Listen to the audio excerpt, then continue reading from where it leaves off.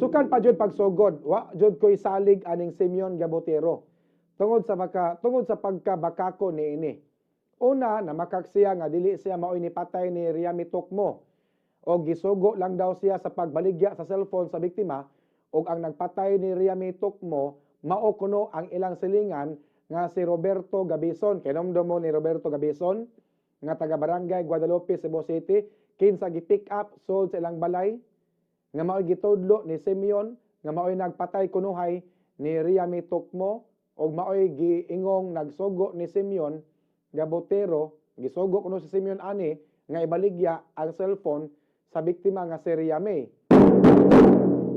Apan sa dihang na-dismiss ang kaso ni Roberto Gabison og nakapresentar og dugang CCTV footage ang mga sakop sa kapulisan sa Labangon Police Station nga giingong dunay kalambigitan si Simeon sa kamatayon ni Riami Tokmo, diha pa ni angkon si Simeon Gabotero sa maong krimen o gani ni-execute pa siya o extrajudicial confession.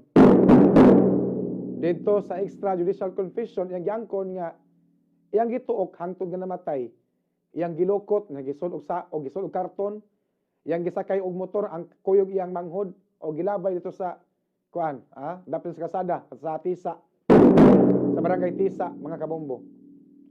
Gani makita sa mga interview sa mga sakop sa media, giangkon ni Simeon nga siya'y nipatay ni Riami Tokmo. Iya kunong gituok si Riami Tokmo tungod kay naglagot siya. Tungod siyang kalagot nga gibakakan kuno siya ni Riami Tokmo, hinungdan nga nahinaykan niya og namatay. Giangkon ni Simeon nga uyab silang Riami Tokmo. Dugay na sila uyab. Unya, permi kuno sa pangayo anong kwarta. Magpadako sa kwarta, pinagis Gcash, mga kabombo. Nga wa siya makaibaw nga si Riami na sa Mandawi City. Nagtrabaho sa bar, mga kabombo.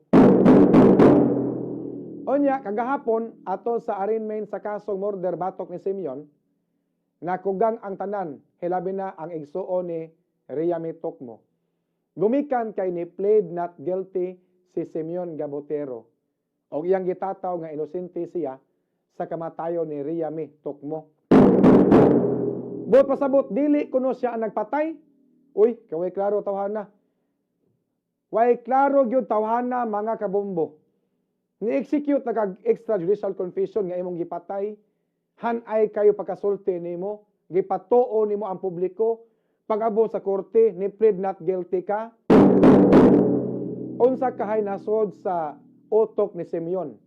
Unsa kahay rason ni Simeon nga gibakwi niya ang iyang pamahayag, mga kabombo, atubangan sa mga sakop sa media. Wala man sad ni siya tortura. Wala man ni siya pugsa pagpaangkon. Wala man siya bunuga. Gani, makita nato ang lawas si Simeon, limpyo man kaayo, way tatsa, way bunog, dito sold sa prisuhan sa Labangon Police Station. Gitarong man siya og tratar sold sa prisuhan, wa man siya gitorture. Iya man tong kaugalingon nga kababuton nga mo execute siya og extrajudicial confession nga siya mo nipatay ni Riami Tokmo. Onya, kumusta man si Bianca Lee, ang nagpakaroon ingnon nga witness sa kaso, nga sige pangayo og Gcash nga nailad ang publiko. Kumusta mas Bianca Lee karong mga panahon na? Basig sakya na sad ni Bianca Lee. Basin sakya na po nagbalik ni Bianca Lee ang sitwasyon. Basin mangayo na po di siya Gcash, mga kabombo.